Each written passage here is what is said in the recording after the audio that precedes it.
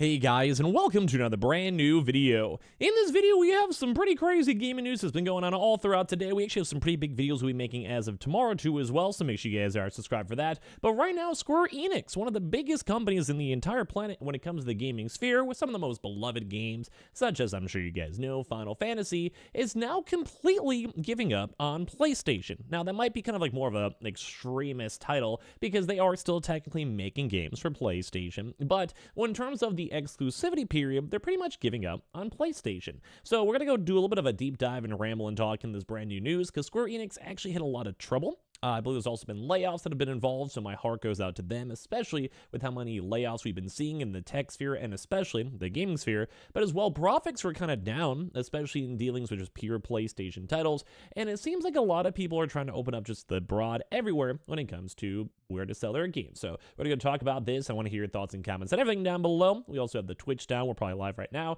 The Twitter, if you guys want to follow, let's go dive into the video itself. So this has been some big news. We've been seeing tweets, we've been seeing mentions, and at the end of the day, it's bad for PlayStation.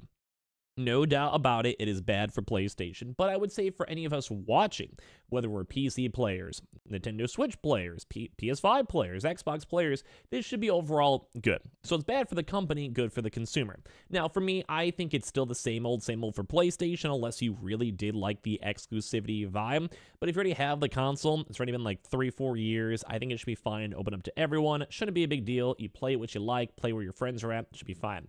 But it does seem like right now, Square Enix had a really intriguing earnings call and shareholder call, saying that they announced shift to multiplayer strategies as part of their new business plan. So right now, the group will be aggressively pursuing a multi-platform strategy that includes Nintendo platforms, PlayStation, Xbox, and PC, and especially in regards to major franchises in AAA titles, including catalog titles. So basically what they're trying to say is, hey, we've had a lot of big issues when it comes to PlayStation. The profitability wasn't as high as they were expecting, and this is kind of intriguing because, as you guys probably know, Final Fantasy 16 was relatively well received, although sales were like insanely crazy, especially compared to Final Fantasy 15. And then same thing with the Final Fantasy 7 remakes and remasters, whatever you want to go call it. Basically for those are not doing as well, mainly due to the PlayStation 5's install base, them being a secondary game. So, part 2 a sequel, less sales from that, from anyone who never finished the first game or never liked it. And at the same time, things are rough. So they're saying right now it sounds like the Final Fantasy 16 and 7 Rebirth really didn't work out. Now, I think they did okay. I think that's fine. I think they did all right at the end of the day, but they did not make as much money as expected. They cost a lot to make, and it's been rough.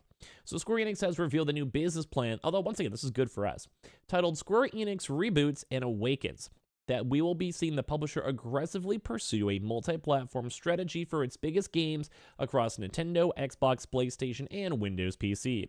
While Square Enix has long been active across a wide range of platforms, it has a tradition of signing exclusivity deals for the biggest releases, typically right now PlayStation. This year's Final Fantasy VII Rebirth and last year's Final Fantasy XVI are currently exclusive to the PlayStation 5 even now, while games like Forspoken and the original Final Fantasy VII Remake have been released against PC and PlayStation. Bare minimum. And here's my take on this, my little chime in. I do think that no matter what, release stuff on PC. At this point, everyone's a PC person. A lot of people are moving towards PC. Even comments on my YouTube channel, if they've been console folks, move to PC. I've been on PC forever, even since I started this YouTube channel. Why not? There's no reason. I can understand consoles. If you guys are watching this video, you guys only have a PlayStation or only have an Xbox, I understand that you should get merits and benefits. I understand that 100%, but I do think PC and PlayStation, think Helldivers was a perfect launch. I think there is no issues with that. Now, I do think, though, at the end of the day, having Xbox, PlayStation, and PS5 is great for the consumer. You buy what you want, you think what the best deal is, or maybe you like Xbox for Game Pass, whatever. I think this is a win, and it should be a win for Square Enix too. They may have these individualized contracts with, say, PlayStation, they'll give them $10 million, $20 million, whatever it may, additional marketing. But at this day and age, for how expensive games are, even if you have some crazy sign-on and exclusivity deals, it's not really worth it. You can make a lot of money selling your games on PC, make a lot of money selling your games on Xbox, make a lot of money selling your games on the Switch. And the fact that they're not doing this in some games, although some are not even physically possible to. So think when it comes to Final Fantasy VII, that game's not playing on the Switch, but it could play on Xbox, could play on PC. So why are they not released there? Doesn't make sense. So in wording of Square Enix's new plan, released as part of the company's latest financial report, suggests that this strategy will soon be a thing of the past. Square Enix said its goal was to build an environment where more customers can enjoy our titles. Duh, you go spend hundreds of millions of dollars on Final Fantasy 17, a remake, whatever it might be. These games cost a lot of money to make, like a lot of money to make. So obviously they're going to want to go and make that money back. You can't go make $200 million and only make $100 million back. It just, the business doesn't work like that. And how do you get more sales? Well, number one, you could have a really good partner pimping you out like Sony, or at the same time, you just release everywhere. Because if you're a name brand company like Square Enix, you can do whatever you want. They said their goal is to build an environment where more customers can enjoy our titles, going multi-plat, especially regarding major franchises and AAA titles, including catalog titles. The mention of catalog titles suggests that previously exclusive games such as Final Fantasy VII series and Final Fantasy XVI may soon be coming to other platforms as well. It'd be dumb if they don't. Why not? I'm assuming it's like a one-year contract just based on how most other things are. So after that, I'm sure it'll move over. The move comes after reports suggested that both FF16 and FF7 Rebirth underperformed financially, and they seem like they did. Indeed, in their own report, Square Enix acknowledges low profitability in what it's called an HD game segment, meaning medium to big budget games for console systems and PCs. So it's probably like Forspoken on like the low end, Final Fantasy games on the high end. And they want to bring these games obviously to consoles and PC, which is an alarming thing to say about the financial year in which these two perceived juggernauts in the company's most famous franchise were released. Basically saying like, hey, like we released Final Fantasy VII, which is probably one of the most iconic video games out there of all time. It's been, if you guys disagree, I don't know what else to tell you. Give me some other games. Like they're up there. They're definitely up there. And the fact that they released a new one in the Final Fantasy series and it didn't seem insanely blown out the waters. It still did okay. It wasn't bad, but didn't do insanely good. People, ever since it came out, were assuming the game was kind of slacking.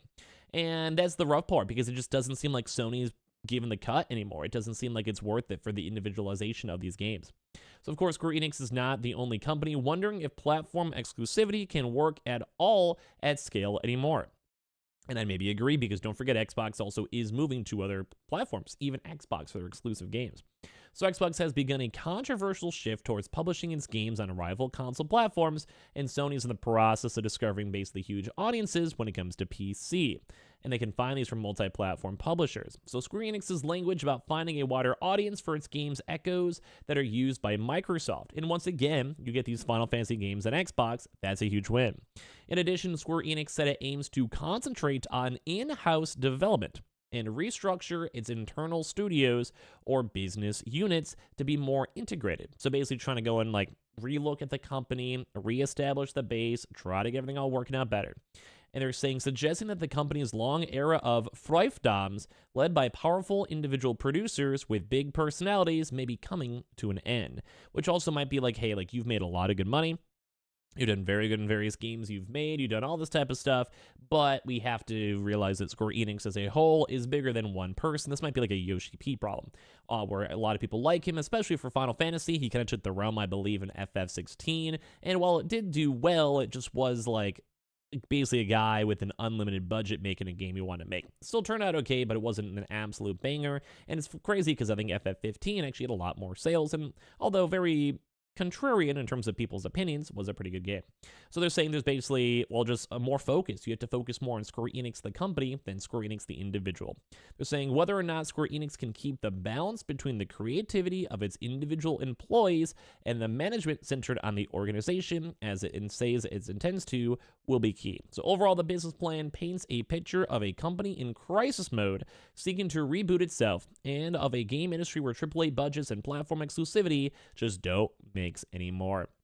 And this once again lies into the fact that Xbox wants to sell these games they spend a lot of money on, and maybe even future games on PlayStation to keep that money going. Minecraft has already been available for a very long time on PlayStation, and it seems like PlayStation, although it's on a slightly different route, is finally understanding that PC can be very integral. So I think Square Enix is making a good call. Like, release games everywhere. That's good for the consumers, good for PC users, Xbox users, a net wash for PS5 people, but in theory it means that the games can keep on coming long term or have faster development times because they could justify spending more money on budgets because, well, they're going to be releasing the game on multiple times. I think at the end of the day, this seems like a good call. So give me your thoughts and comments and everything down below. We have the Twitter and Twitch room as well. We have more news to cover tomorrow, so subscribe for that, and I'll see you guys soon.